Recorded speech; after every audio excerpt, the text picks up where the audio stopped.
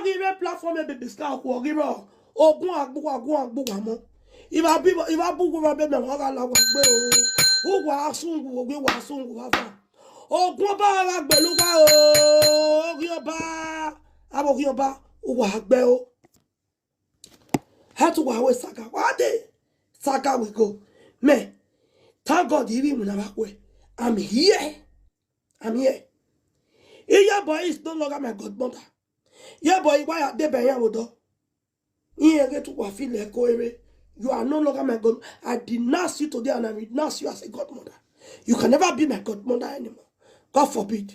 I reject it.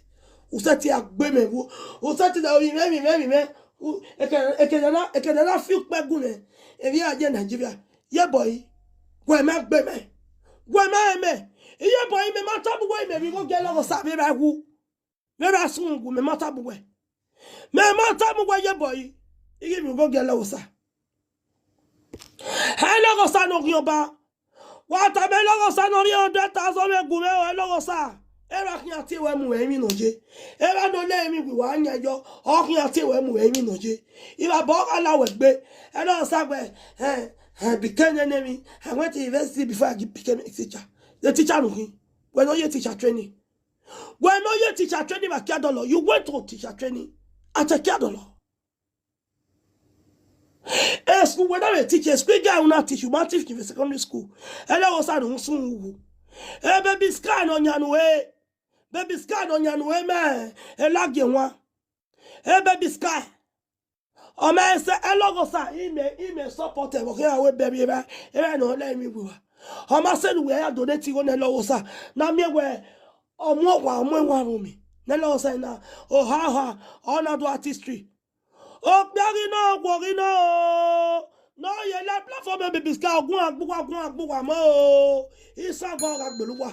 Ogun ba agbeluwa ogun ba ko rene. Ogun agbuwa o ogun ba. E do mo pichi an la dia. Ogioba conglomerate yo. Wagabo Ogioba. Baby sky no Ogioba. Baby sky never ho. Baby sky never this virgin. Ogun rak better baby sky. Ogun rak bijwe.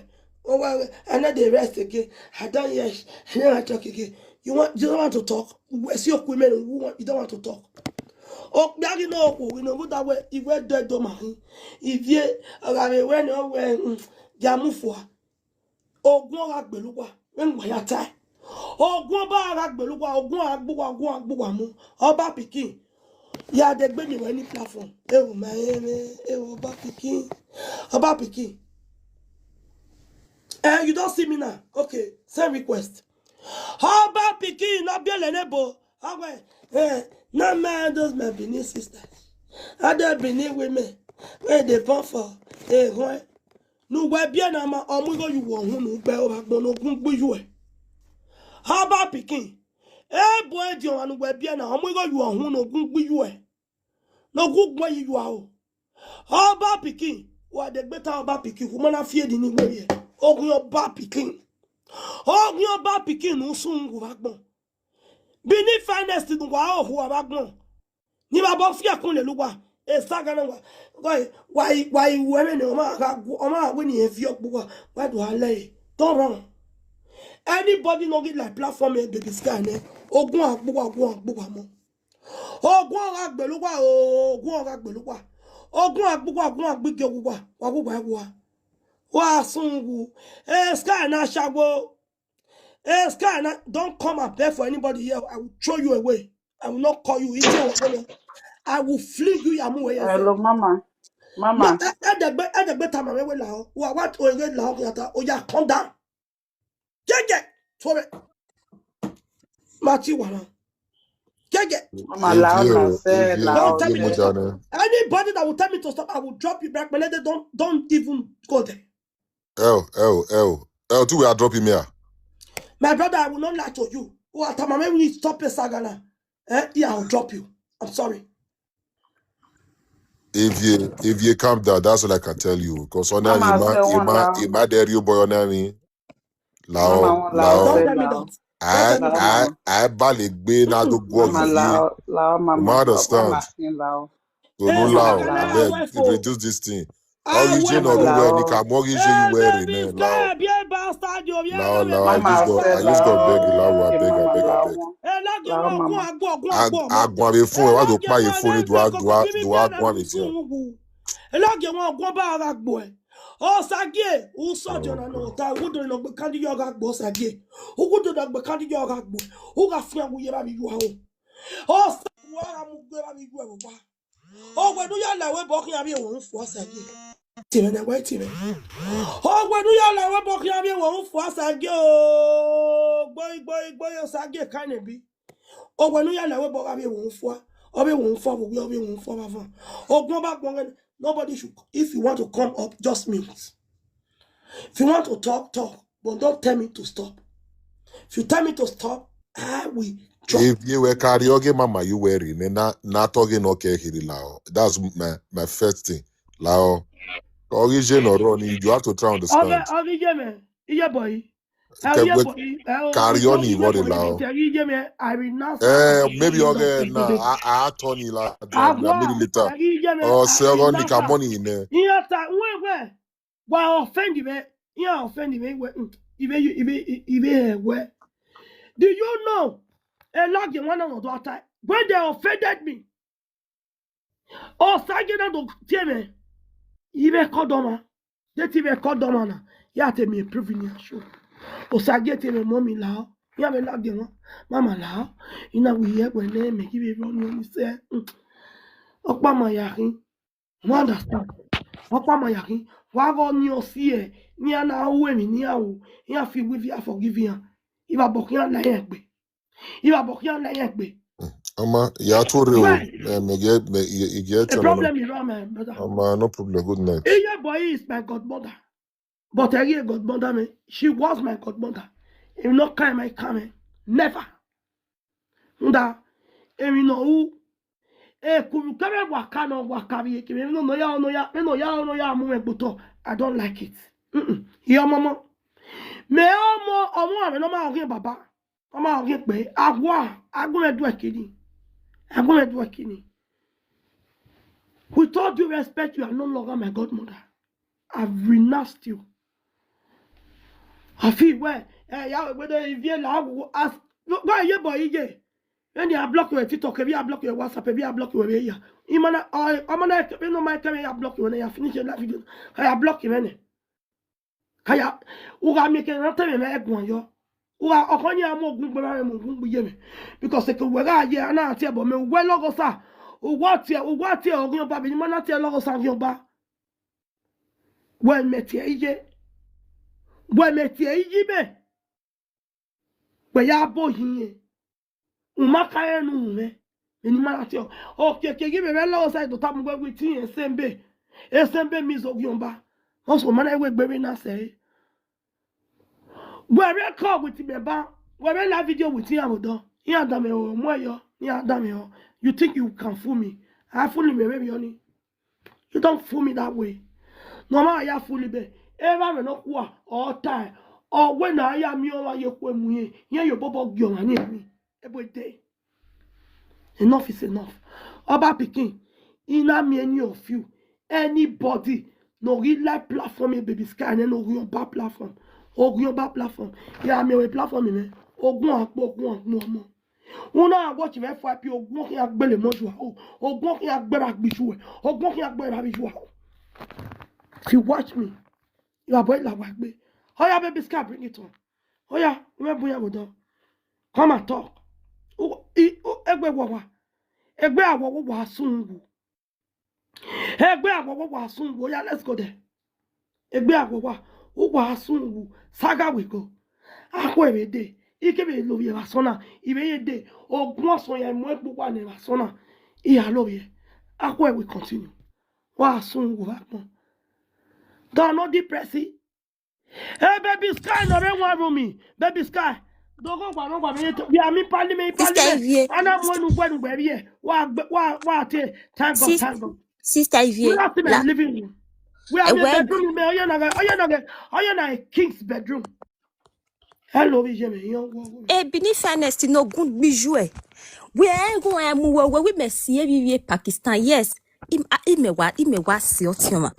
Bini fairness when where we do bini fairness where ki platform where give ya admo we. Bini fairness, let the world see you. Now we beguwe. Why do we baby? I can it when we darkness we are going when do we let it go. I greet you. Who will let him manage? Everybody they show your face. Also bini fairness. E believe fairness on we magiri bella dia. Oh Leo eho. Gan. Awe in on what he do. Bini fairness ni je were no. Mavi Ivie mana me issue. The next day, when it beneath fairness to know platform in a baby scanner. Whether there you kebe admora mame wagari platform una swa tota no mama. Eri mayaka bad now. Ye men no wa we want love na. Eri ma una swa talo. Ena the way video na we beneath fairness stay away from me. That same day, vo obiebo. Nene the same idiot na muweri oduku ebini fairness evaru na ata wewe inya we ni wasi ai amalawa evaru ya ve ya tona we e picture na ya fefefe wa delete ya ne o ma hia saga me picture me bini fairness gbagbo na okuwe we are we live video by this time we momo nedia oga ti ebo na wa Nedia bini fairness oga ati ebo na wa woni do o eto ni we keke on na oh oze fresh ma we bani oze fresh ma we bani ona ta me we no gunu e shut up there we ne bini fairness na we egbagbo na manu we bini fairness o ko di beta mi me o wi e me camera down we oh thank you don't tell me me ma why that no say gie manana oh thank you don't you Vembo don't you Vembo do ma ta me wo me camera down if you tell la video dem ai mi amia o tell la video me do ta me WhatsApp ku wa ke la ge won gba ta ma wa me camera down ge won lo ni ba bo fi ekun le lu wa ha bu tan you think wa do bi ba na ba wa do no ta when o sa gie ye that boy dark boy kaka we je why would I have bo then your time we have camera down get one love you buy over no o go dey tell the live video mama o tell the live video now when I okay. O tell the live video I'm not lying okay the live video no ni hin a live video guy ogwe e one love you now o wa only a friend yeah, we Anahin. Fearless, no, fearless. Oh, a graceful now. A graceful introduce yourself. A graceful introduce that boy. No more than you away. Yeah, Mama, Ivie mo comment ici. Anahin. Go. Why we introduce a boy? Because he mad there. Ogun about ogun yak book movie. Sorry. Yeah, actually changing. Foundation. A grace foundation. Imagine baby on my problem. Who are young no baby on my in-law on my lily. Understand? That we have Jimmy. Me take where we get here. Hey baby sky no be a bastard you baby sky 13 years here na mo coffee. Mama Gawa forget if I make a baby sky ni me forgiving any. O beg a beneath fairness or Betty Bode. I beg make una share this live video. Beneath fairness when I go a better video say oh yeah you come this platform.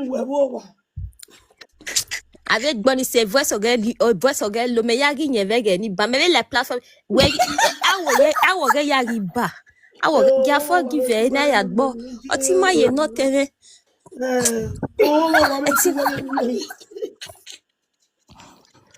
ti ma no amare ne ti na na tro pe tagele enjoy because at do oti ma ya ki da ya ki Mama, say. Mama, we always say. You don't see too. A bombi, we wa fi wa sona. Imi ate ya ku imi le we gbe. Oh yeah, bronco. Baby star ri mo ko abi ejo fo. Iminere. O ma e ro. O ye te we bobo si le we gbe. Oh yeah, e mo le oh yeah, baby a bastard. Oh, baby, be a bastard. Can you imagine? Beneath fairness, one year week, okay. Beneath fairness. Oh, when you're a beneath fairness. I'm not making you fan. You fan you. We mango we ladia. I Oh, just tired. You see, eh, if you just see, you go just slap you. eh, Yeah. slap you with That here. is where. Awe you a beneath honest. Metagu wena we are dear dear. We are dear dear wega biju wese we are dear dear. Uro doni na ovema umami ove. Utalos ma ye fe la vi ye talo udo talo. Ami egbevoto. Beneath eta mi egbevoto.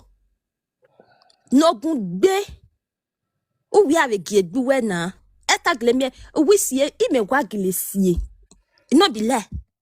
The Igile black see. is beautiful. I'll go there. When no ma see na you show yourself. Why they ask for say baby? Utagare baby ya doyo. Again, we support you. See, well, go away, no. No, we have come. No, don't tell me. I'll go ahead. I give a saga. Mama, make you leave all those people. Oh, saga, okay, ni yage oga saga me na be say saga continue. Mama ni tore. Osage ogun ora gbo. Mama gume tore ni yage saga continue. Ogun ora gbo yi you are Osage ogun ba ora gbo yi you are o son jona no da. O alobo kan e de bi. Iwo ya fefe no bi e we bona. Ni dogu ale no be we bo ora si yan bo. No be we bo so wo bo. Ogbo nu ya le we bo kun ya bi wo nfu Osage. Osage wa sun wo bi wa fian wo bi wa. Mama, if you be say you don't sleep, oh. If I bought maybe holiday now. Oh, maybe. Me, I want me a saga. Me a sandy.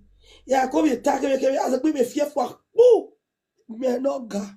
Saga we go. Oh, Sage, if I bought like you here. Oh, go on, boy, I mean, you are. Oh, Sage. Oh, man, oh, you can mommy, got the money.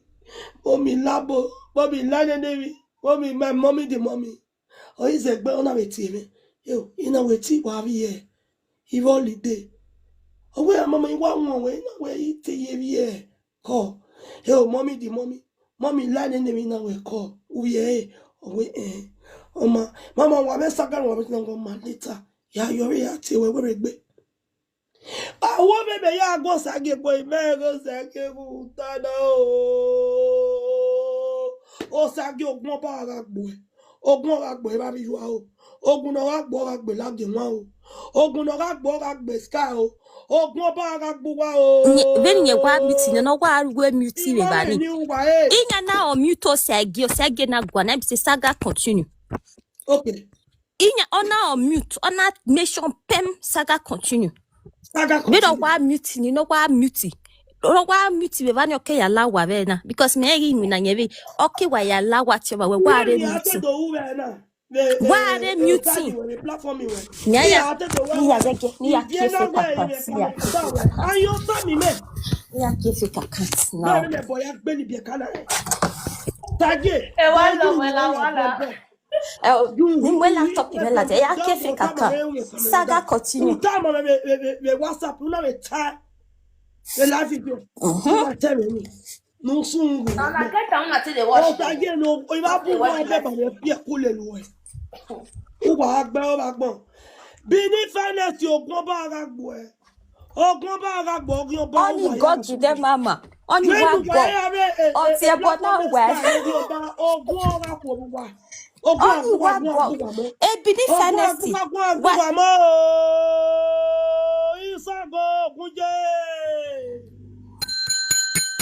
Okay, kaze get the laptop in your Canada fake account in saga continue. Saga wahala. The other idiot, they say I'm disappointed in you. Ogugbera, we go punish you. Tell no say you get that account. Agbeo. Come with your real account, tell me say I'm disappointed in you. Inya leye fake account. Inya onweginya get binya. Abibini show yourself. Abibini onwege get well. Yes. Back when I don't damn ye boy will do. What imata ye boy when no way here me ye boy. Mama we see ye boy ye na. Imala ke but I ye boy no way ye boy ya.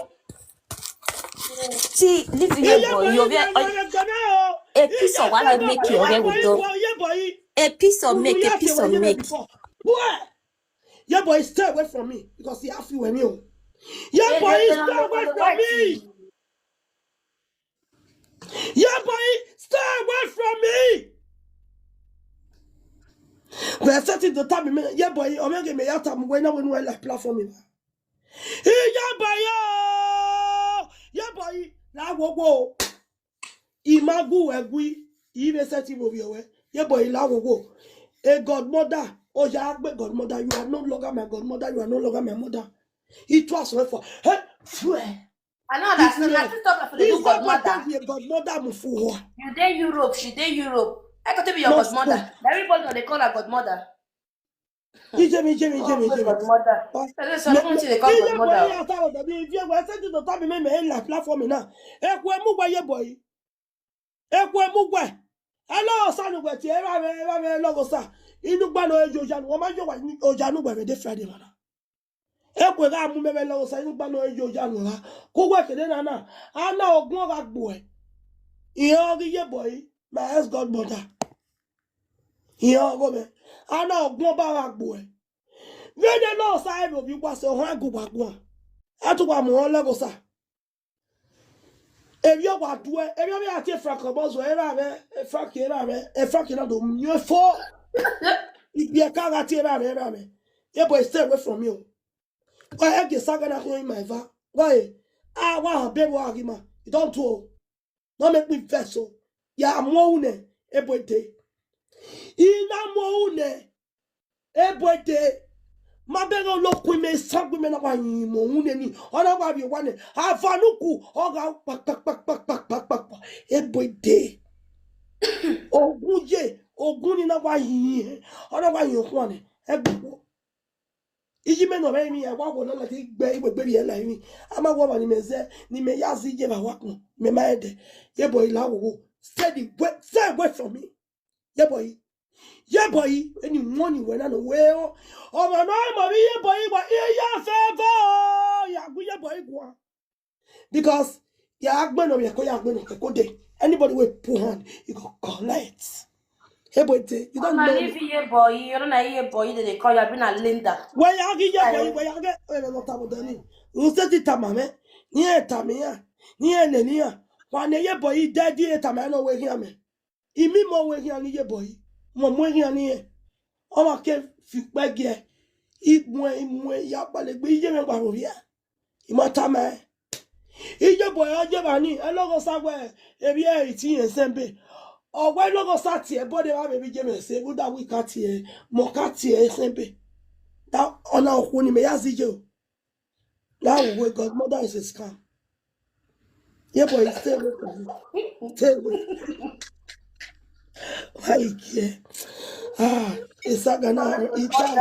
You know, when Sagana, Goddaughter, they follow godmother. They try. Oh, you dey Europe.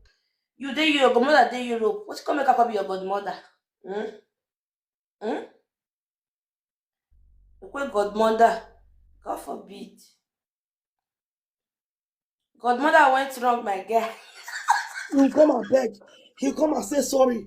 Ntagwe eko sini hallelujah. Ogun boy, no can why no can where you boy they come here. Wow. Lie to lie when you know what we make her block you when you WhatsApp. More than the talk. I dey here. Me I quick go block her for WhatsApp. Go on, godmother with TikTok. And the grace. I got the find godmother they work out for TikTok. See now what it happen. My mama may get for us to nourish me. Why bell? What cargo white Block her name WhatsApp. Yeah, I stop the video in the bar because while me and you boy who in the baby now. Igba came na Nadia what the same thing. What's so no? Okay, them up. Or when you were time now, what going on don't worry me. Why should I insult you? Why falling my boy? Why falling my boy?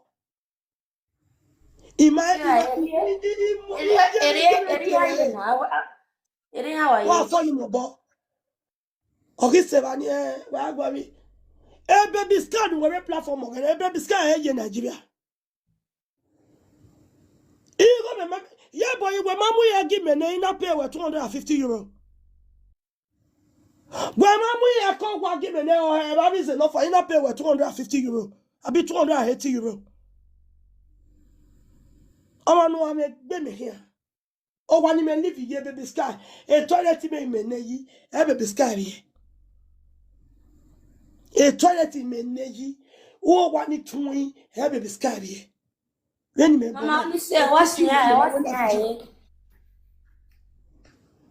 want to tell me where? What's it, Go, relax. Anybody no last again if you want to put body, or Honuga Ram, Honuga Yeme, put body, ya igwene, mo good when he block you. That's me for you. I said Saga go raw. He Jimmy no be me na came in. On a way, he will big like me. Oh, go on, I understand. Oh, go on, I understand. Hey, baby, sky, ni ye bastardy. The same life where you live, now your daughter, your useless daughter still live. The same useless life where you live. And when they impregnated you at the age of 14. Your daughter, when you still born, they give her belly at the age of 13 as well. Shame on you. You don't know your daughter not get papa. Your daughter still born. The pikin not still get papa. No soon go back no. Oh, Sayuki no be you no ma go wodo. Oh, Sayuki no sunwu. Oh, Sayuki o te baby sky. Ogun ra gbo o. Ogun ra gbo Sayuki. Ogun ra gbi you o. Iye baby sky wa sunwu. Wa hun no gbomo. Iye baby sky wa ga togbe sky no we. Wa ga togbe to no ye sky over. Wa ga togbe ye to. Iye baby sky wa ga togbo we o. Waga togbe baby sky we are togbe bastard in you was so when we are going with Saga. Let's go there. Saga. Mama, give me moderator. Give me the moderator. May I block this idiot? So who kill you? Give me moderator. Give me. Anybody that come up, that comes up. If you come up here, you send the request, I accept you. No talk loud. What a loud. I will go and talk to you. Here I'm away of Via River. Of Via River, I'm away. You're going. Follow back, okay. Let's speak. Now fuck you. Now fuck history. No, they talk fake history. Like bell.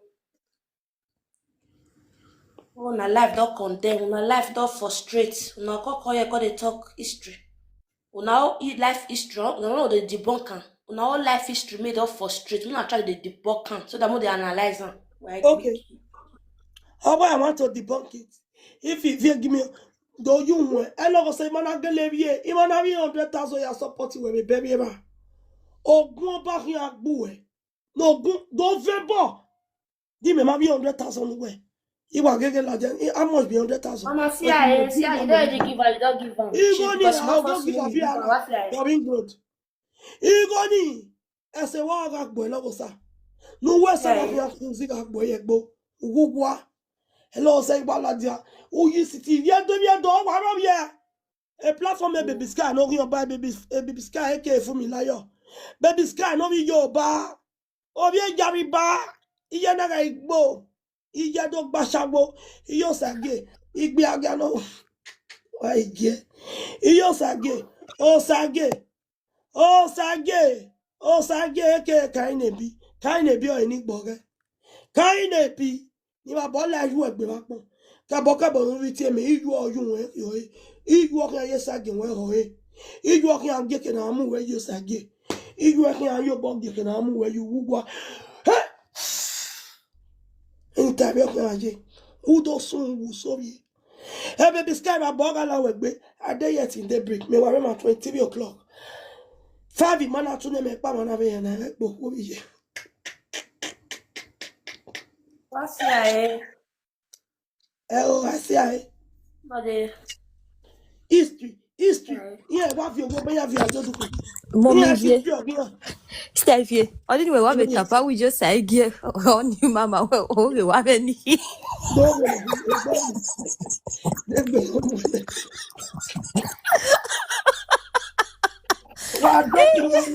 Oh, kwaje. Era mi je obi edo ya fi o. On a here to talk everything. I was kind of be all in the most. On my view, you want to put Maggie. Wala wo. Ije me o. One of the Malay no. What's No, no? Owigbo, no, Owigbo. Kind of be Era mi je obi edo ya fi. Oni na era mi je obi edo ya fi. I no go laugh for you. Owigbo ya kun. Mama, I no go laugh for you. Owigbo no. Like that's not a saga. The saga no. Mama Ivie. Agbona most people know that they make an like biggie. La only lao. La mama no matter no really soon. I come here me kui. Better make it o me so na me time me so na me tawala wala. Why you born with her or I don't understand. What you don't talk for your sis? You talk anything bad? I be the truth they talk. I don't understand. We no go ya fly my sister. Monday yo. No matter no we ere rock. Now no we ere rock. I mama bu say. My brother, this one a saga. You must talk anything. Nobody's perfect. I mean, we as on the Bobby Arab so I be selective word because of what I me kulurena on I mean. Yeah, there's some on the select word though. If I cause person, because talk everything. You know, every yama water. But so we run a reserve here. So Rabbi ya we form of gear. Everyone when we don't Bobby get se for ya or tell me that say we do be second Bobby get best for those things. What we so that we time so that we ta wala. Be able to say about Ivie don't sleep. For you they waka for TikTok, I mean sleep. Now me go about my Baba ya here. Mama bu say I gwalo de that no mama bu say Dario ogun igbe ya do me ogun agbe. E ba we ta wo no last time you see me ogun igbe ogun igbe ni we do wa. O sage ogun ora gbe ba bi. O bi e do baba no. Eska ogun ba Eska ogun ba gbe wo de ma po mi lo su bi. Wala. Eska na shawo igbe. Anyanu. Ghost time. You forget to be moderator. I will mute you. Camera down. Ghost time our baby. I be your brother oh. Is your wow with me. Anybody when you do anything. Igbo le view me baby sky. Baby No, sky I know. Baby sky when they pay Mama. Although you TikTok money ya meet up. Mama said you have a saga sell to ma. I be forgetting yana. Wow, for every boot now. Every boot of body is may I drop all of you. If you try. La. You don't still do this saga. You know, gay. Abota. Come on, me Abota.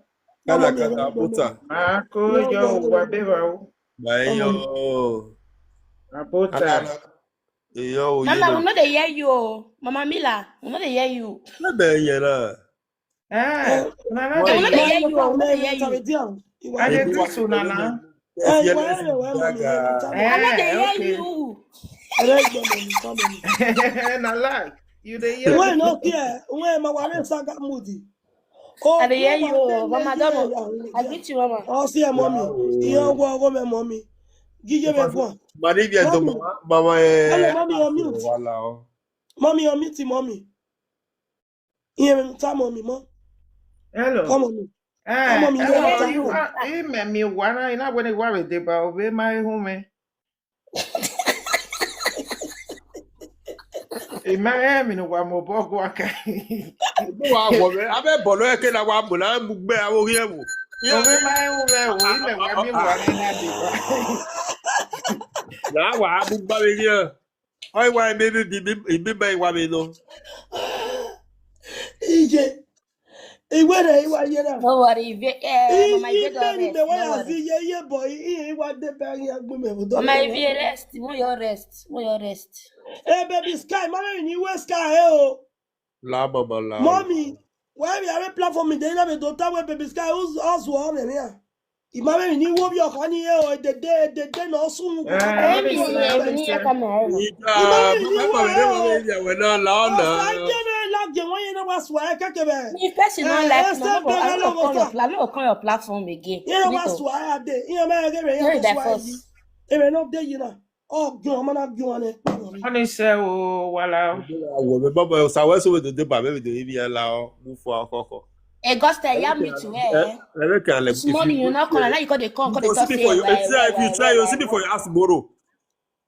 You better, you better. You dey fight person me block for train station mo fight. Friday so forget that thing. Because you know say woman get power for Europe. Hello, mommy. Honey say no wa mu yo to keri me wa me wo I metasi history. Ima on logo say that history because so see a lot of problem. Honey meta was saying. Listen. Just mute me, mommy talk. This is the fact. Get mommy time mute. Ana hina idugun we go ani tori. Wa mute now. Wa get mommy go on. Wa give me go on. No more flag.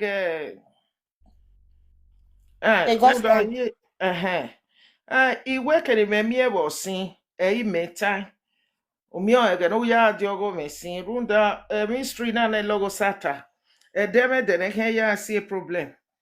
Oni okpa me mie wo ne logo saga history. Oni okpa me wa mie wo mi o oge unu wa ido agbelegbe do ati ebo ne gbe ni emi no gban emi no keke. Ami o runda iba ni me mie wo emi na ya kede. Bon kesu no. History ne logo sata na o see problem. Iye na certain bani wa mie we veni tana inu. Gbo we gbo wa o na wa mie ge hia fe na ido aro.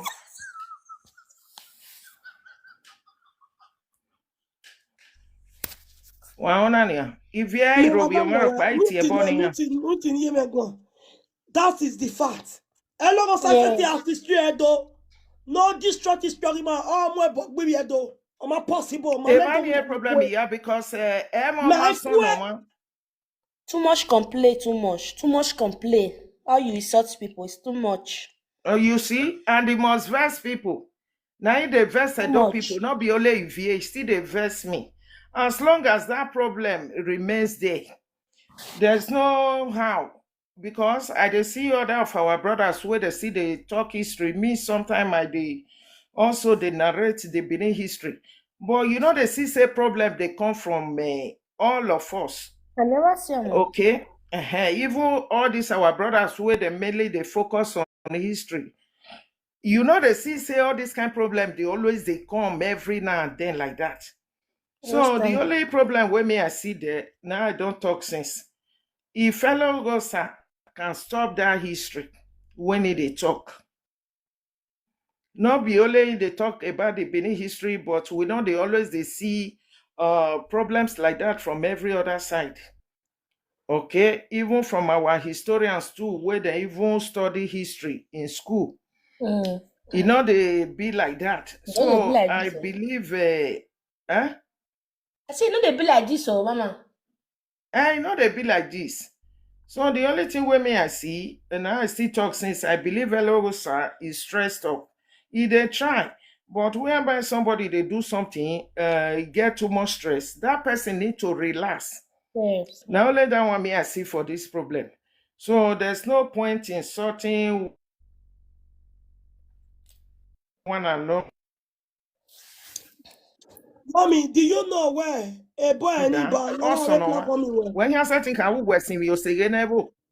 Doctor ni me see me. Ni me swesi ni me kesi mi so ne do. Hello sa ma yun gbegbeli bia.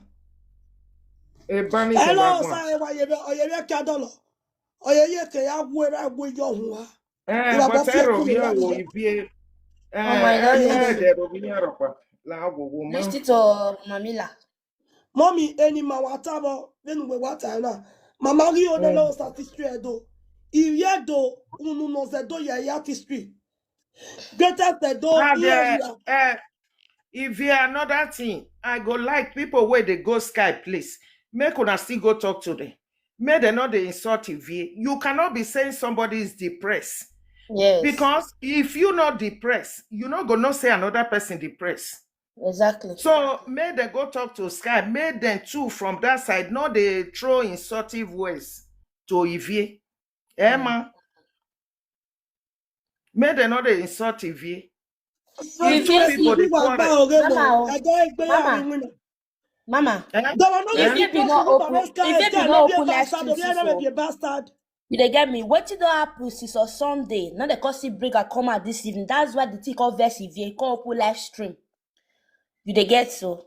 See, the not say you not talk history. If you want talk history, not they carry trap me. You say you not like they come up, they bat beneath history. Which kind of disrespect with that one? That one is disrespect to the Edo Empire. Do you understand? We not try to accept that kind of thing.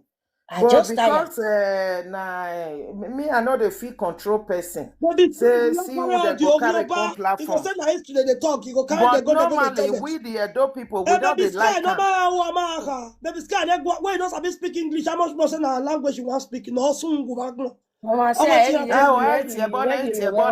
hey, maybe come here now, but don't any eye with your bonnet wet. Oh, no, vag, we'll get ourselves or make a settlement. Hey, me.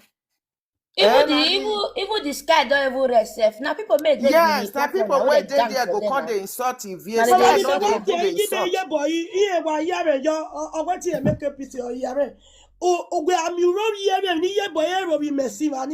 Indirectly,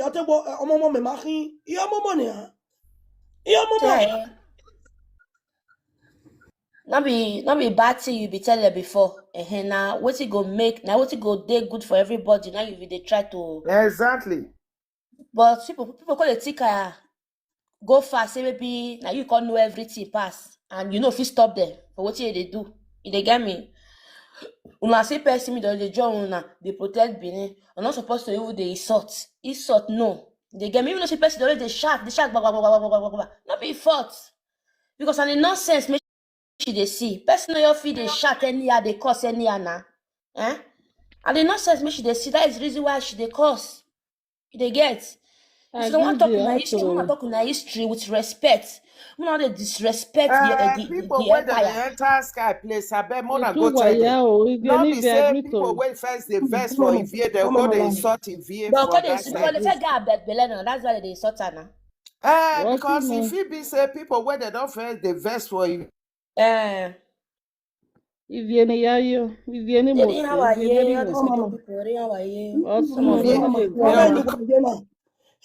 DJ boy na bi me la we. Igba ye boy do kidadane. Odo le lo sakala dia. Ivie ro bi amaro pa ola gogo. Understand me? Don't worry, Mama. I dey here. You don't cause anybody again. I dey here. Alright, but we matter baby on your about where or you ra me je me say ina nwa. E dey igbe na we video na mo mi e wo teme ni wa kan no mutane. You video yo. You understand me? So, now the same thing. Omari baby Sky no Mama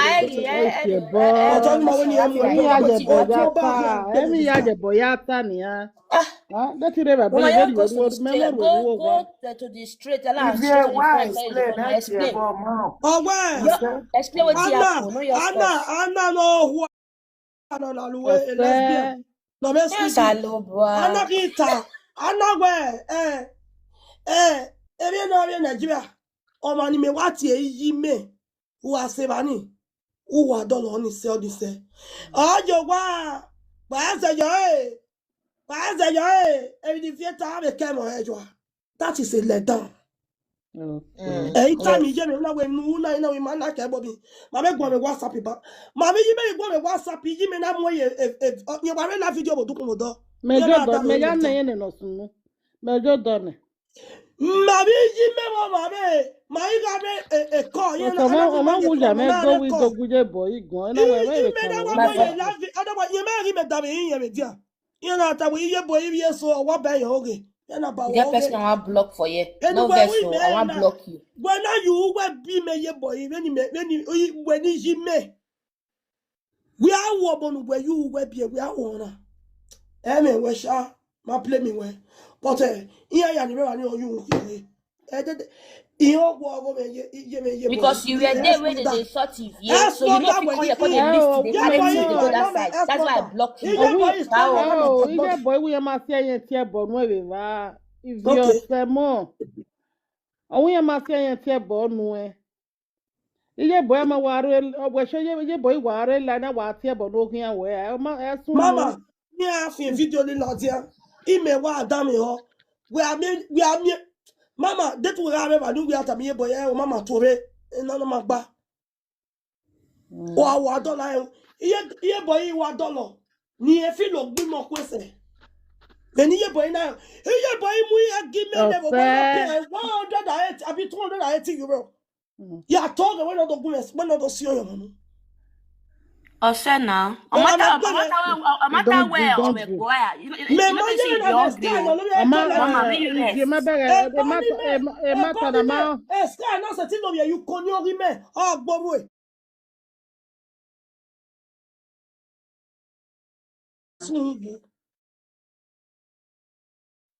Abi dene. Irali de wa 1 week. Okay. 1 week in 1 week there where billion every day. Otemo se ho. When o si mi segado, ma me yana ni Ivie. O si mi segado we do ale livia do no e bu ho mama. Mama, isi mi osegado. When again now, no they are there why we bluff with you. How wa ya pati ni no segado. Opa mahin. Owa gbe Ivie. Emi ori obano. Iye ori obano. Yeah, tip anybody at the platform. And now we your body na ro. Abie, vati aga so sister ni na ro. You my last TikTok ni. So therefore, Mama, I explain give Mama favor. Mama favor, you know what they make Mama Ivie verse? No. You know why? Because the reason why she always they worry for all those things, be say, okay, you say you they call yourself a professor. You always they talk about history. By the end, you see they carry people trap me you not like. You see they explain your own history. They give them. I don't they talk about their own history. Oh. You they get me? Okay, they don't. You see you not like trap. Why you go they carry they come up? I don't give you money. I be video, baby, be any name of it begging. Yeah, why we are do? Hello, sir. Oh, why are we here do? Oh, Tia Nisa. Oh, when I the thing of that video is like a betray. You can't say they walk hand to hand. They walk each other. They walk each other.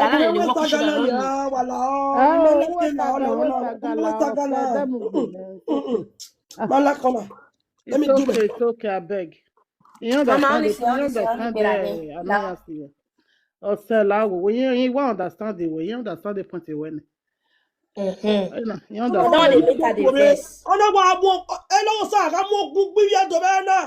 The platform is kind of also you don't do now, beg. Etiebo. La go. I mean, I just give you no ya. Mama, me love you. Come on, get Etiebo. I don't do now. You know they're wrong. They all misunderstand. No, because even those go-to people, when you go say me, you explain this to. When we not here, Mama favor. No son of my those go-to people because they lie. If you they explain the Benin history, give them, they'll go the change. Yeah. Wait till you tell them where be the truth, they'll go the change. Say no before you explain my at all. People where they don't even get history. Okay, mommy, we make my video. How we now? Yeah, baby sky. But we're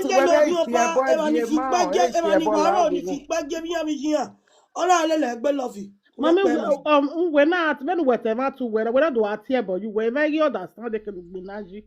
It's okay, we're going to but what's normal. So that a man Mama favor la do where have a jodo. No ya come sky. Man in Nivela do I feel no down here. 1 week.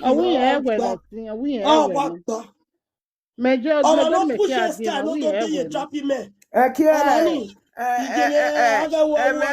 Ivie Mutiane, Masu no Wavi, do I have depressed. Mama come in time baby sky one day. One day. Sky swim and you have your lava. Mama, na wa ya ke we la video. We me no gba no ra ri ono. Ja so ase no ke passport bo. No get na. O ma ti wa la baba no to no ma gba. Ma.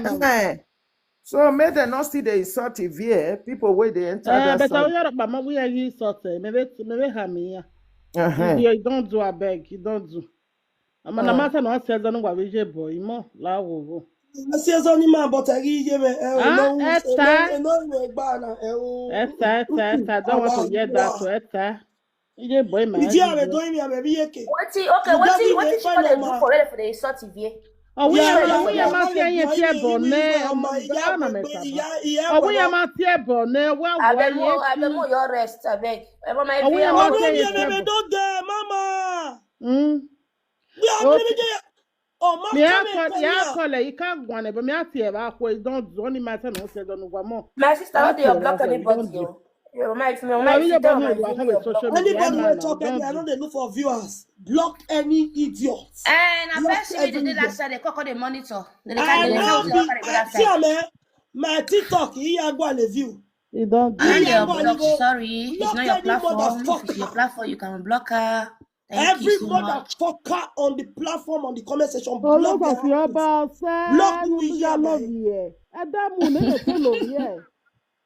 maybe you will never work. 5 o'clock. I know they are blocked though.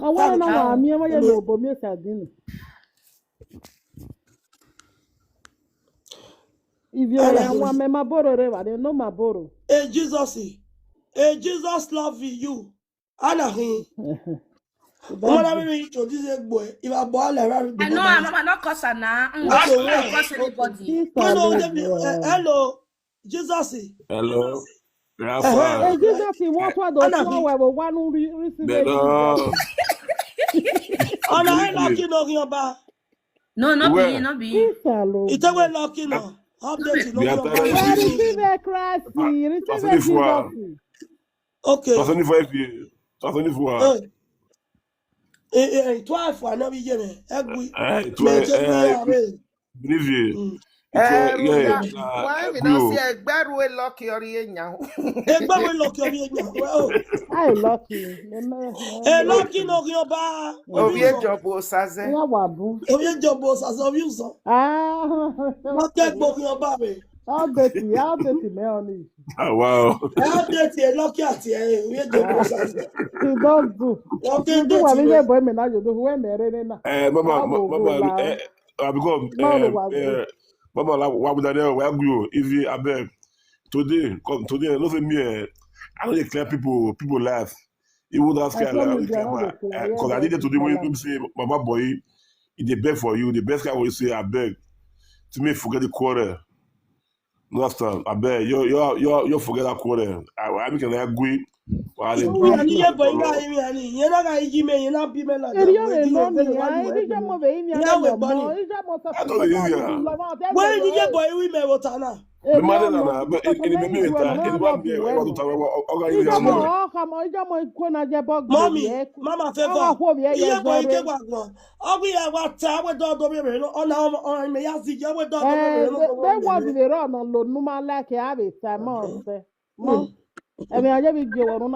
Ivie you have a boy or more here setting where there is a yoni. Because I don't think I want to get away go that would not good boy go away. Why they are what can I get a boy and I agree. I mean, I want money. I if you agree to the I'm agree to Baba. I would there too. I will. What's it, Baba? Even but be get scary. You don't do well. I went to a bomb was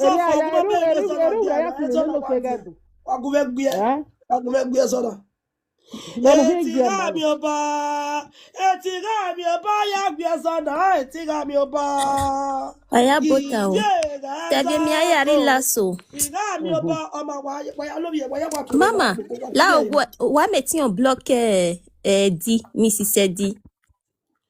Me said the block here. Man block Eh, here. fearless or block baba na gumi on block You fearless là on block La là. wo fearless. Gumi on block mama Missy said I bet not the best me though. Là wo that one na our person I beg. Because I me. Mama we on block I bu love do. you. Stevie we on block Mama. Oh, Samo, tomorrow. Iye mama. Problem Money. Ciao, here we are. Mama. Why are here we are? Mama here we. Fearless. Me have Yeah, me here go we where are. moderator. Oh. Fearless block Mrs. Sergio. No, I know they block person before. Baba if you we give you a block bu do kwaje. Unless they are fearless. Oh, we can we wajuru u click you want me to Because I block. don't like her. I don't like you. That's the reason why I block you. No nah. Fearless. What do you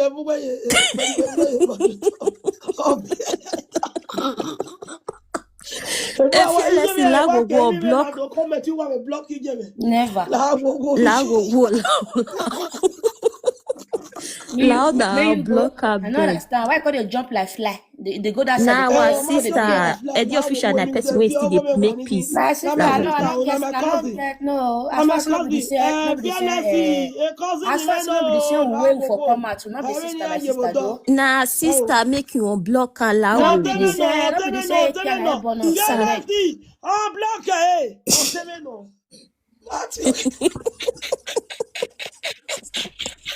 Fearless lago. Yeah, block her, 500 euro. Okay, ma donate we ka gbima block her na. Hey, mo see. No, see, not be loud. I put off now, no try, eh? I beg na. Thank you. Oh, go me go already. If you have well block here. Iyo mommy. Aqua block If you have block me. Oh, quite Wahala. Wawe se wa yak yo we we deke yo be kin akwe. Me wa me mana. Tell we I know your cell la go. Oh, God, don't be a bastard. You go on go sage. Ogun on agbera bi wa o. Oh, sage no you de susu. Este vie iti bodo sage malake gbe bi da na o. O se me no. I don't understand. You not cause assist. I don't feel cause assist. Oh, se me no Drop one love him, man. My mute am first. My mute you. Block it. Drop every block it. Mute her, let you want. Punishment. This. Ya le o to we mwe fearless ye moderator. You won't.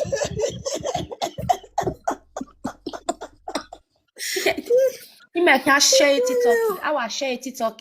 I saw.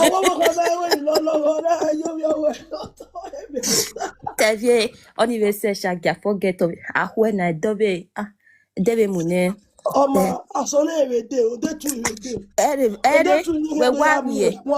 we worry jabe pity yan ti ma ya we hin. Na be pity yan be bi yan sene we ma bege face o e face yen gi ro di ban.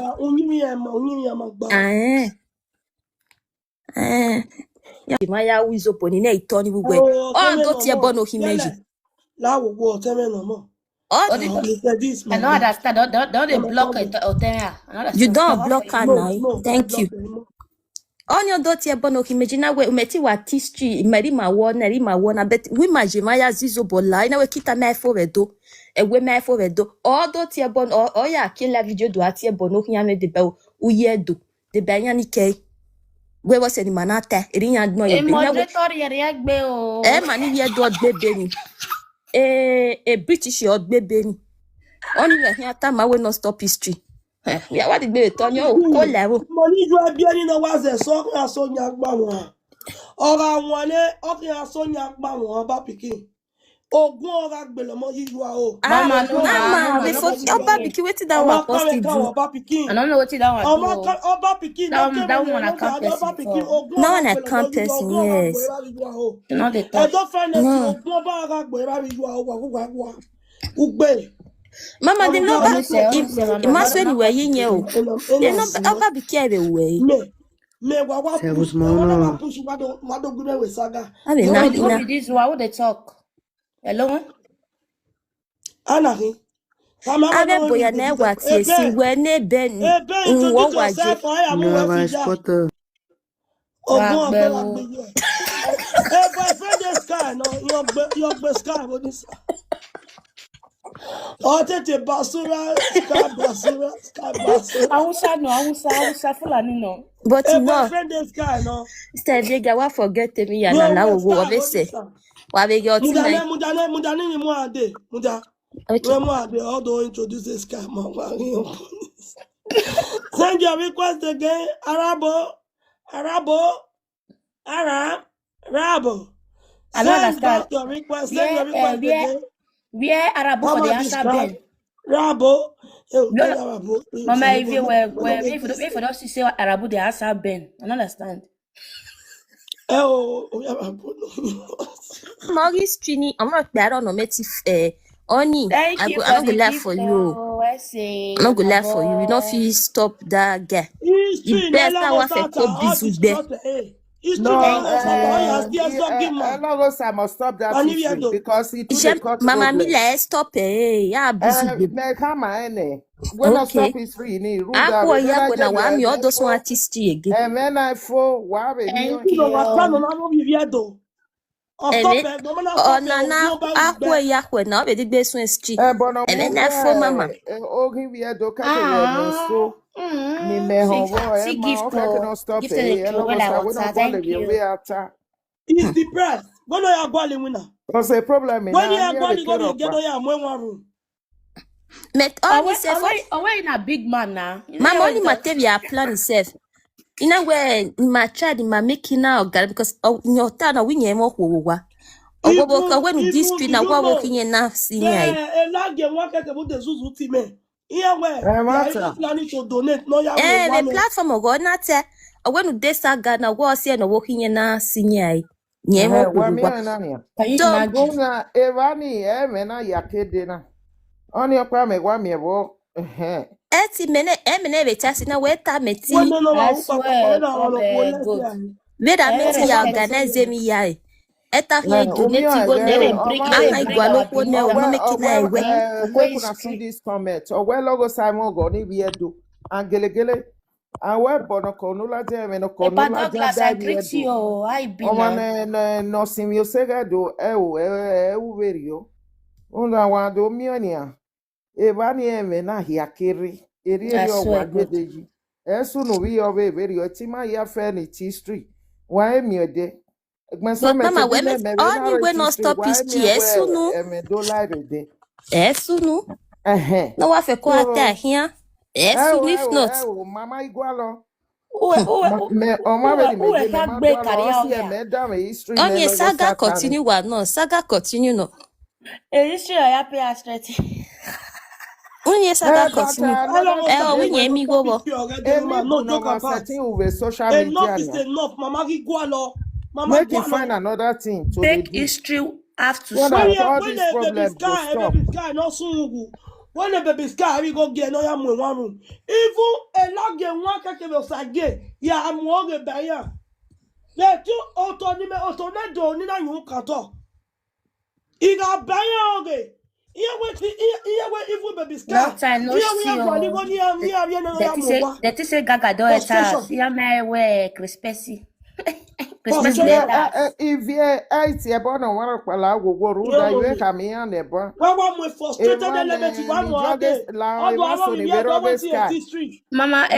me that what you beg mama if you no dey cause children again, me not cause that children again. I beg lao. I beg mama. Who dey cause children? No be mama mama Ivie. Me not cause that. So mama na why me Ivie na ni fin live video na debe se dem neteme. My sister, may you they go now. No, Stevie, need to end this live video. No, if not, we don't need to tell her to end her. Mama, we are bane saga continue no. No. As long as she not insult anybody again. Enjoyment nothing. She have the right. She can stay to any time what she wants. Okay, yeah, but not bad, but on your saga continue. I want to be comment ba. Saga the best way. No, if person they annoyed, you know, if you just tell us say make it off like video like that. No. And now, Now why one they love go say play me off on live now? Why video. don't Now why spend she every go off person live no video? group back Bijuana? You No go let group her Buana. Ni ba book up me as pia long as female. Ana le lesbian. No go back Who Buana. go be lesbian? Ana no the lesbian Stevie Ana me. Umana me introduce go back then there go Buana. boy. Stevie. Ana no I'm wa not o. go work Anu today ba or no today on wa my no. off day. Steve. Láti Hello. ògùn ọba o. Anna Okay. Hina. Hello. Mama mi náà. Ano. Ano. Anna Hina. Hello. Stevie. Hello. Okay, Hello. okay, Muru, Imaimu tell me. Tima, we don't. Okay. Boku ya we jeme. You are well done. We, yeah. Saga will go. So, if you're at your body, it will take we say, Umagui or ye. Okay, can a logos stop a history now? Yeah, you come, I set you with here before. Because the problem in Olare, Emma, or Bungbene, If you do history or the logo Bungbene. sata. No yaro if you don't know. Ma we That's ba what. tie be Oba if fogi. you do. Me a Yeah, show we I'll me give it I a me hono number kra if no you ya go. meti stop e. The Yama only na thing sope ke no oba kona bo ni nya ya we no ujebe. on your time meti time we E ke baby to Whatever, sky meti I'm to. body or no ogun matter aba you. gba Where ete. Eri logo on no sa, Ye where na matter go you sope no a o. problem. Pero tino ma e where gba me. go have a phone, yeah. Yeah, I told you, Egbe ma very ori mete oni ati ya. You should stop, oh. You We If said no it that go too one allow say much. go you. stop, this guy no fit stop. Now let that corner place when go See, Mommy, make mommy, it Anna, stop even and somebody that's they corner say one. yes, you Say Stevie, go should no stop. stop. worry about Nele. it. You should have pay stress. I Eme had no it. laire bungbe. Eme no laire bungbe. Or book be my And book they be will on. me about he's Too stressed. much. Even the cat I Evil see, people there. Mama, evil people when they won't somebody follow back they for stressed palace, up, eh? there's Eh? no how when they They not only go talk the about history. Fear over they talk angry. about If history. is the of it where you only a relevant, yeah, ya set him wa. Yeah, ya set him wa we are to the Oh Lord me mama, ni emi go okina bo we again na ro mi me. eki Ogun platform ogbo na na. mi yo okina bo. Ogun ba agbo ogun me na agbo e. Ogun ni si do agbo e. Ovia ara won me yo bo won me yo we. O ra ni yo Salute. mo. Okwo ni yo mo ora agbo e. Ora won me yo bo won ma kawe de. Ya se gbe logo sana o be ro ye ba bo bi ju ene. Ọ̀rọ̀ bí bá bí ju ẹ̀rọ náà gbé mẹ́wẹ̀ kí wọ́n tó yà fihàn ogún ọ̀rọ̀ àgbẹ̀rọ àbíjú àwọn òkìnà àbò aka ẹ̀sẹ̀ gbẹ̀gbẹ̀ wà á fihàn wúwo wí wà á fihàn wúwo fún ògbẹ̀nu yàrá ẹ̀wẹ̀ bọ́ kí wọ́n bí wọ́n ń fọ́ òkìnà àbò ògbẹ̀nu yàrá ẹ̀wẹ̀ bọ́ kí wọ́n bí Me wọ́n tie ń fọ́ bonu e na hisa. ìnà gbàgbọ́ àgbẹ̀ don't Inyo dey tell me this thing no tell me I'm not a fool I know what I'm saying wẹ́n obi ọ̀kànà wẹ́n no kẹ́mi obi ẹgbẹ́ ẹ̀sìn. You even climb the platform and the road you. What are you saying? This is the point that I even fought for where what's the evidence was that Rovija? mama Where cannot wa forgiving ya, gia forgiving ya. oh yeah, I'm more good being yeah, fear wouldn't know because you're belly ya even ya. Oh, when you are la webo, oh, you are me on for. Oh, when you are la webo, I mean, when you are webe, our war. Oh, we don't but can't you are boy as a baby, aka okay now.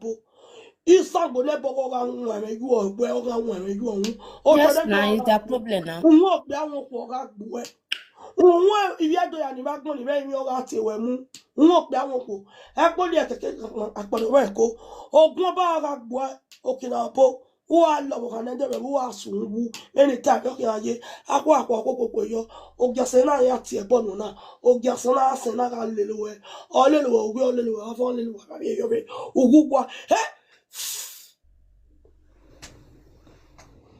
wọ́n máa mú ẹwẹ́ tó bá ṣó mọ́lá wà wá ṣó bẹ̀ wà bẹ́ẹ̀ wà wá ṣó bẹ́ẹ̀ wà yá ṣó yá àbí ọwọ́ nígbà straight bullet ẹ̀ ọlọ́wọ́ yẹn fẹ́ òkú bá gbẹ̀rù wà straight bullet. Anyway, me awa me ba we do straight bullet ne mama o sell out. Oh, yà mi ọ̀wà wẹ̀ ó tà bó ṣe bí ọ̀tà wà. Hey, Pastor Stevie, you get what you want to talk. Me, you're mute. So this Mr. Saga, don't they mute at all. Ugbe report him ah, la wa drop him. I drop him nala. Why drop her? Nala na movie. It's Ivie. We have your husband when we fearless in our moderator. Any small to me I drop. Me I drop. No, you know they talk now.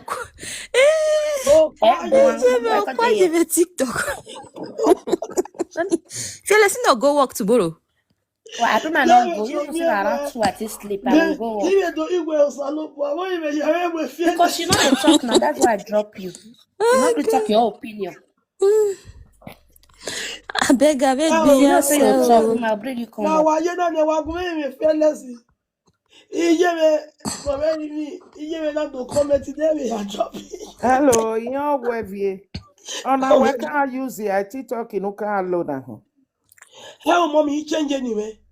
From home, you know to change if Hey, man, my moderator will not safe. Because the moderator making one on her. No, she changed name. She changed name. Okay. If you change name now, if you be moderator before, you you'll still be. You know go come out. Or say she change account. Voilà, c'est bien. Gaga. Get this salo, bois mi agavie nesi. We wa vie ye wa block ye we buy o ma so we am. Ola we blocky. Ginya do adave o nya we dame. Nya dame ni nya riwa. Mama why? Iwe we wa block ye yasin.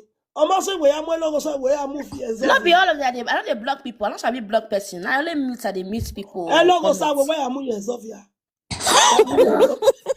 No, if you don't want your rich, now you will have more for we Sabisa forest will live. Or say for one ma send the request. Oh, I don't tell me. I speak to mama. Admire mama. Wa be gwegwa. Amwezona yoto. Eskani make this scan na reve. No na send the request ya diva. Oteva ema we me deska eu. Ugbeme.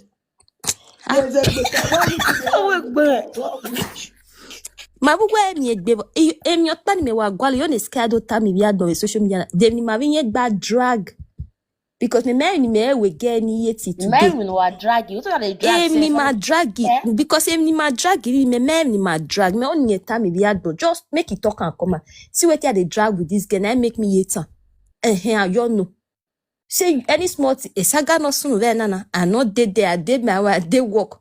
You the saga person, you dey put my name the channel. Oh, question. God, the sport person, not the sport person. I beg you. They come back from that man, they do what they need to do. But you know, Mama, if Villa wait your body, I will see ya. You will say. I know understand. You wait now. Your course you call last pass for my view. But now if I start time, me of course it stop. Now it don't reach. La go wait your body. Ya will like when I get multi-man. O say again or teme ye no. Eska na ye cannot man what to do. I don't understand. They go bribe you for corner. No. Saga does this, but tomorrow person continue. Saga continue tomorrow, Stevie. Saga continue where you relax. What say you left is a 5 o'clock? Okay, now I love you. What you here? They go might drop you. Wait, they can drop them myself now. Might drop. Make I drop myself. Why I will say over decade. Drop you now. Get here. Oh yeah, Mama, if you go and sleep, it's late already. If you were Fiona and Ella, Diabaco, La, woman,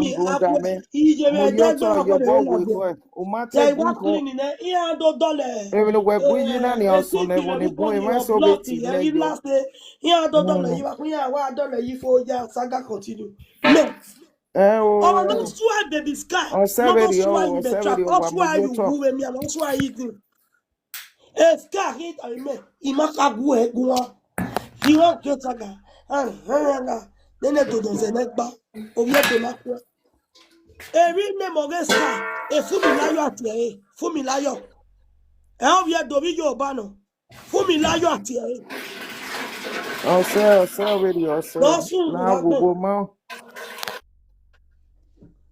yo mommy amuyeto ọsẹ la Don't blame me wrong. When date here you be majaji in can be mwere wakwe wega is your severio. Very me naji umagwi ho cause of seno boni bu.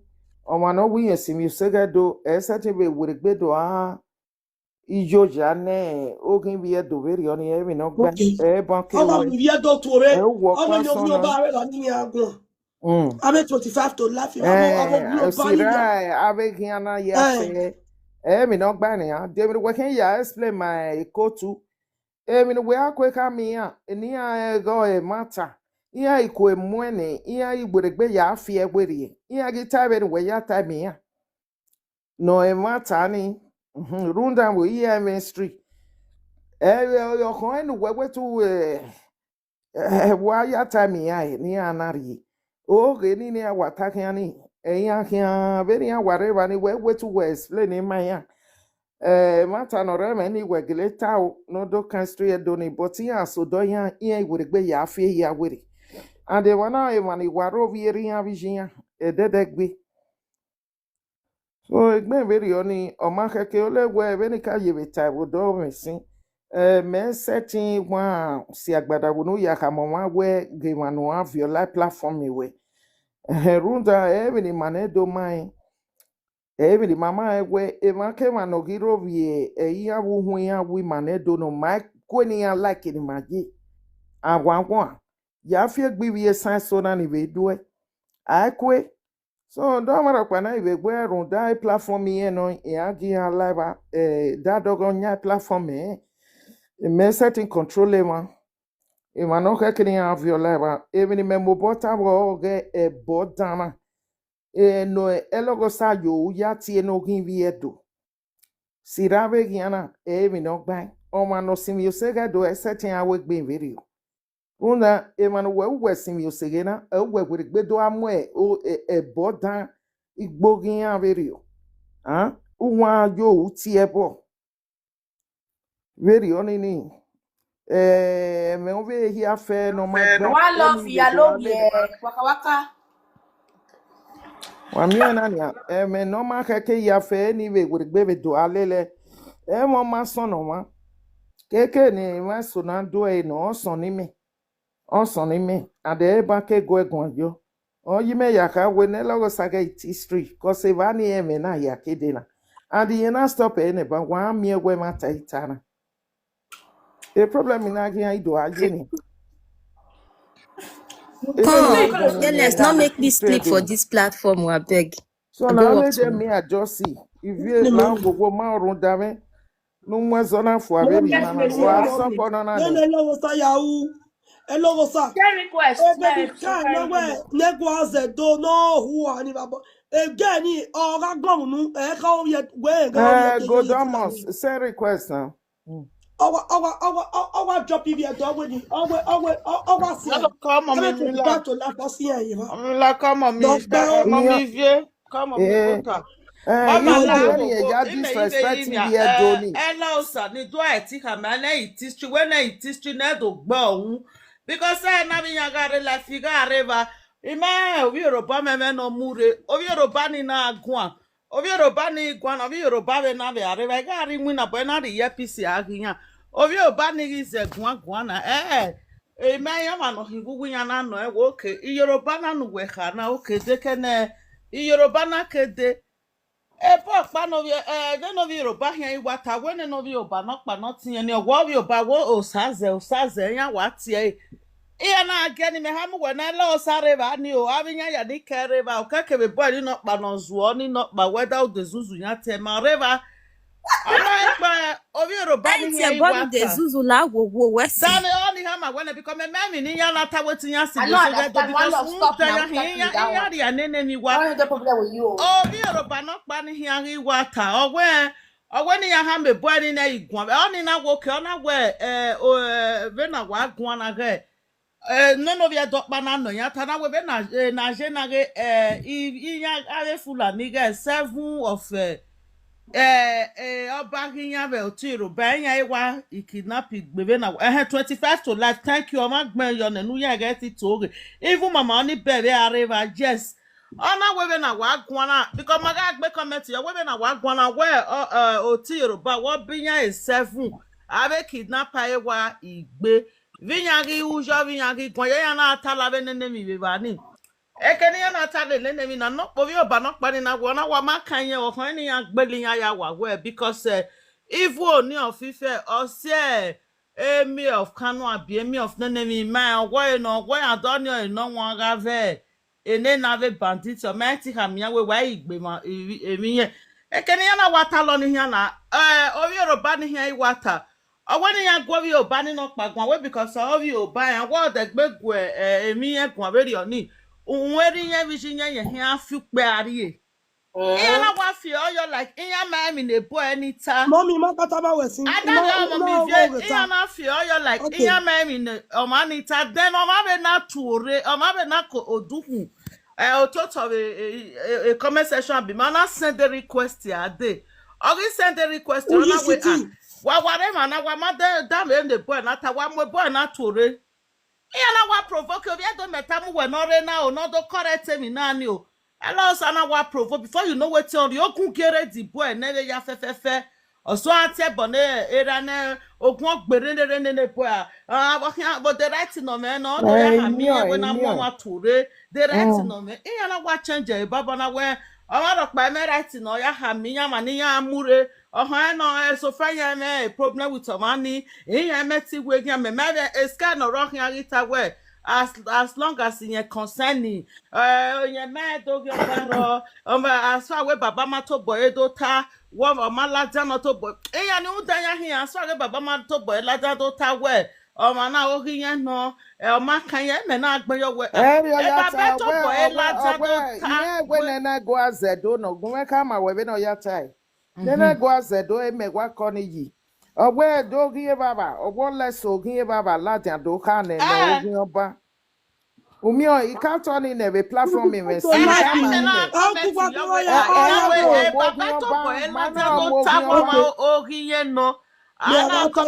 because I mean it can be platform organ so but imagine that one we want the next tell us as one table no game because allow waiting to you know ya mo ovia do alaba ni o mo via do gboto no vie hon ovia do alaba ni o so atebo ni vie do vi ya gbina ni vie do Obi je mo se azo o. Ona when I drop ovia do we join me way blocking. O se azo ona no vie do bu ni. Na ta na so wa vi boy be so iga reba ni dam e bi ya fefe ya na be fe we ya lo sakati me je go ya alaba ni anti me bi ata mi e come down. Ala sakati e bo be do ni but so amagi ya ni ga reba tama ta ya wo we ni asu mu ba gbo o mu ye we yan nu e. Me ni ne lo sa ni ke ya lo sa no ye na go jama na pere na de anusu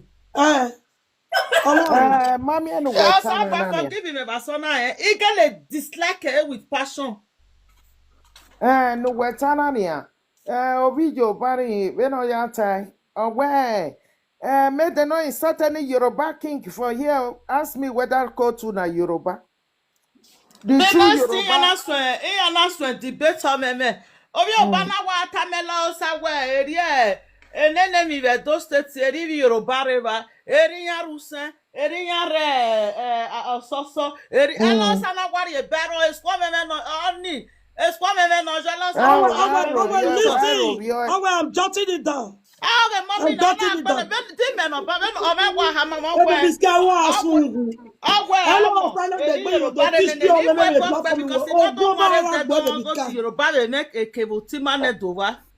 why Robio very me wata na no why have you know your ka kede logo stop history mama igualo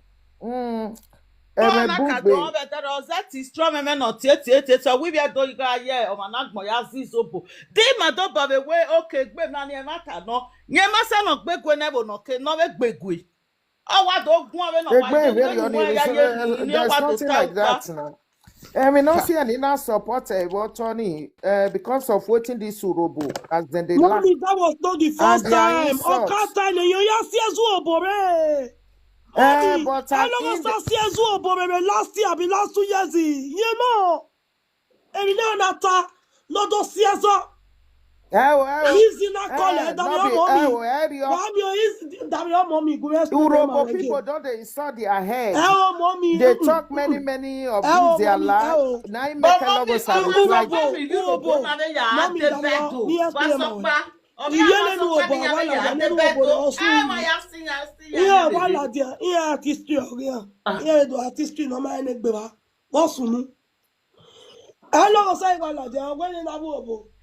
do you have history? History hello say ya tell me. Ojo season no lego sake ke easy. Omo wuji. Ne easy na gbege lo sa we enu tani la wo ma esere na. Egi aye ba ni. You understand? O season onagwe the writing easy me no ya tami yen we ni yen tami yen wetin. Do yin as say Ohire tami o me ye bota ebi adoni elo sa we do isembe adoni e kame you our forefathers our abba can you imagine the compatibility elo sa basu na na mommy you so ku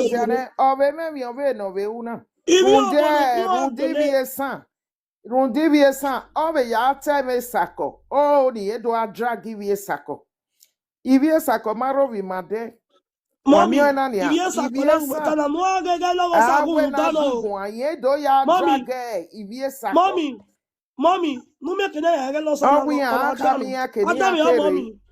mommy when no sunu elogo sa oviedo no go elo sa ba o ze pon gba so amugu pe ana when you drop yan gele drop ona when ovie sako no do destroy do ina we wa gu mu oviedo yo to we ai go pa ma hin na iye gi change even ya se gbe mo gada shago iye gi change ma si kidi I don't care, I don't give a damn where if you na anti wa wie mole this is the same person. This is the same logosa where you don't they throw words to Ensako people and Afema people. More than useless, so logosa is an evil. SMP. And we never saw in the world. I don't know who need to we have a guacan or my deck. Ivie Sakpa or good be uncle. Ivie Sako, I give you a doyan. And here you can't maybe a sank, but so we're the same thing. And yeah, what become Ivie Sako. Veni anja de boy say gbani owo fe ma wo redo mommy I will look Ivie Sako ma me ga ni ya ro bi ma de Ivie politics ona we dey not go say oh tell mommy la wo we mo be no ave tamelo sa la ka me ni no mo bolo ni o we bi do ga ya si emere ne eyan o be lu e platform ni na bi nya ga to you ba no we no ma be de gunya gwa because why gunya gwa na iya tie ke nu ma ni ya de ni me dano ko nu la de ma hello go sa gaji tisri ado gaji ma de tai ma ke no na mi strong me no history no tala Egi tisri ado there are so many things you can when ya de bedo ni ya because man if you do my woman umi ogima my ko hia only me was setting your body politics he setting one your body renfe your man if you do my ka gwalo wa agwagwa ogima imagine o si egbeso ni emi so asono me ne so cause e mani fu vai manedo ero Micah ya fie gwalo we make agbesan years ago I said that agbesan obe vai mayasi le wan kegbe so pa iwa so no we nu gasi keyan ule ni a oge we nu we na do amoyo ni we Ivie do why ya find the trouble if una don't go find the trouble we the Edo people even people know from Benin where they close to us they know say we don't face the find person trouble. So Igbo find us, that was how I started with Igbo people. So what me ma ne bono what me o do iwa re to take gwegwan we bring that person down I check one of mama anything no say that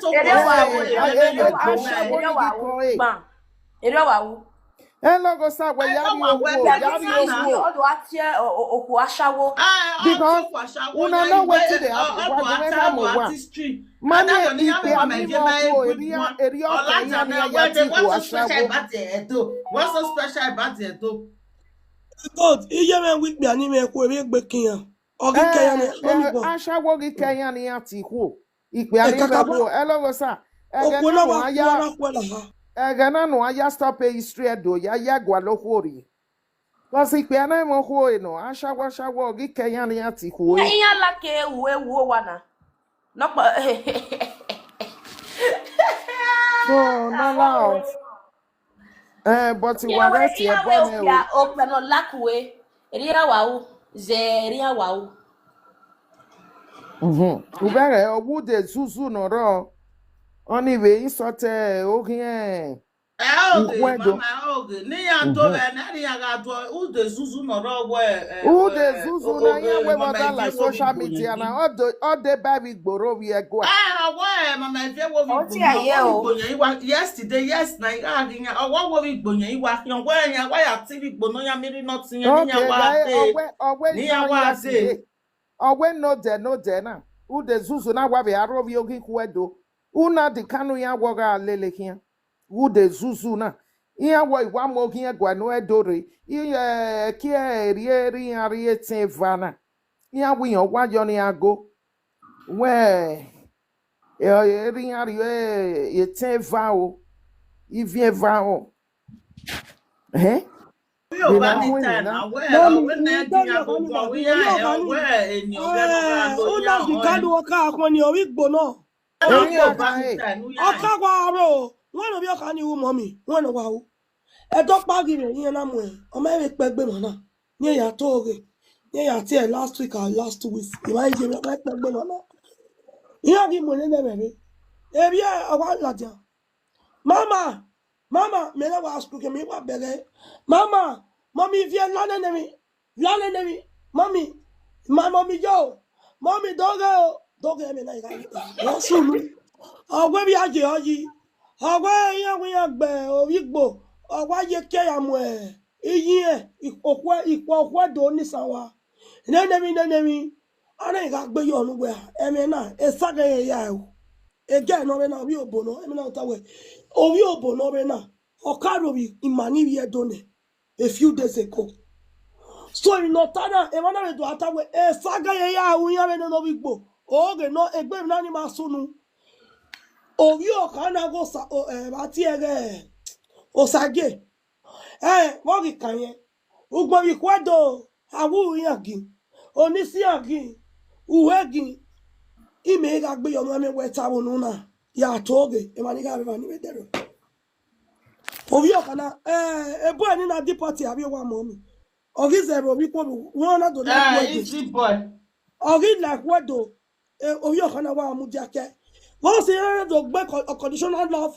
Without conditional love in that time, when you were Tana, or quick window, and we support it. I want to make a year. If we're dogging and knowing where we put up, have it what do? Hagale, we are this. I shall we again the dog, need you a bash. I want to be on a good way you are a good way you are. Or is it Tereni?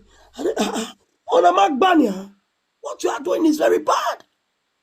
When we were seeing the second of year with him, what making another week, what do? Eba ni mena ebo bi okani eba ni ekukun edo mwe oyime ho we okani o bi edo ya toge o bi edo sagigbo igbo nyamiri abi ebedo abu sunmo ni yan do gbasawo iyan ga gbasawo be ugbagwe ebe na ebe ogwere ayan weba udesusu de ndo testo we ogwere ga ahie won mi fi Wana obi ado esati ra aro bi ga kwedo ahie ni o ya because kun every ga year be ahie me tie ni ko no ibi edo ye meje no obi edo udesusu awa mi ke na ro mi kwedo ya to oge time ye go nu somo ogwa mi gbayo because yigi me a iya mi agbe kwedo woni sa o ogwa wa de o me ko na ko mo so mata that benin women eba ti ere elagi wọn wọle debe aye Mama, you know they used to talk. I know they see them more. I don't know where they find their soap. Maybe I never set my TikTok way. I know they see when I go they talk this thing. And they tell me say because I hear say I make me type one when I taste and so. The place where they call FYP where they say that they see people, I never know. Now make me not see many of these things where go they go on. Okay, because cannot only a gazette to me, even what gazette to wear.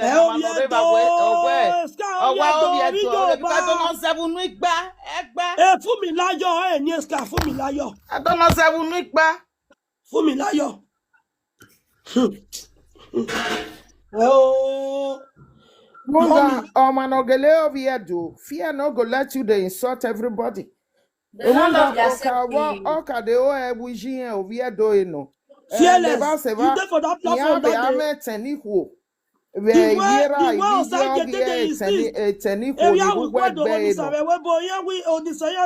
You did there, Adela. I know whether you did there. Why did I that way do them tata? It was a 60. They may not know what female you nani. Oh, starting away 60, otherwise, yeah, going nowhere. Oh, yeah, don't worry. What is all this? And the memory saga, and then no sagie. Imami saga, Bensoni, and ya wanna lily big book home. I got him a TikTok. What did your Twitter? Be block you. Let me can you see them. Price of gas. Away yesterday, I was so disappointed. I'm not lying. Me too. Baby Scar, I never had any. They fight Igbo people. I never really see how they fight all these people whether they insult us. So don't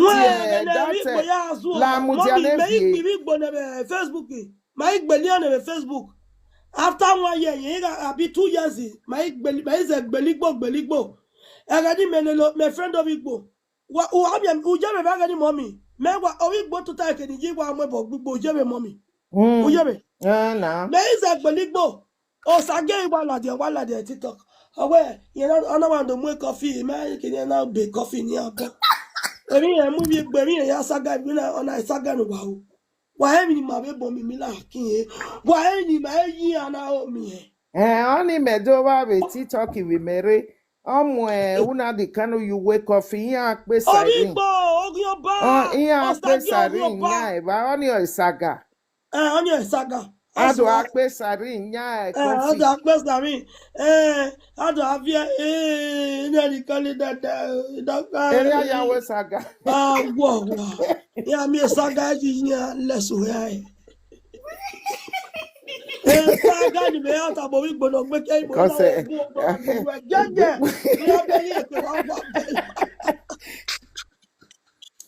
it's not so that they tell you saga the problem no wa ro yan vani or the problem wi gbono ito ata mi me owe you are a racist owe I don't know what is wrong with you. You have this problem. Any smarty man in a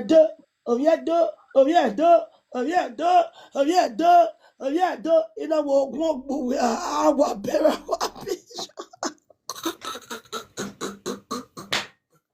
Honey, me. Ude Zuzu, you want my coffee like the Yana. I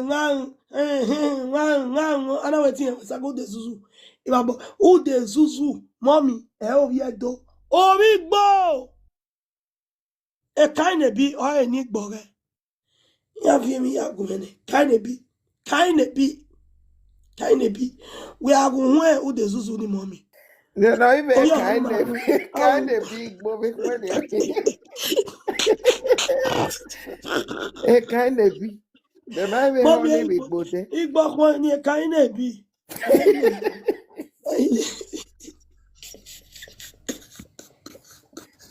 is a low boy we now we come any money else, I want me have a real life. You know why? Any man I type in the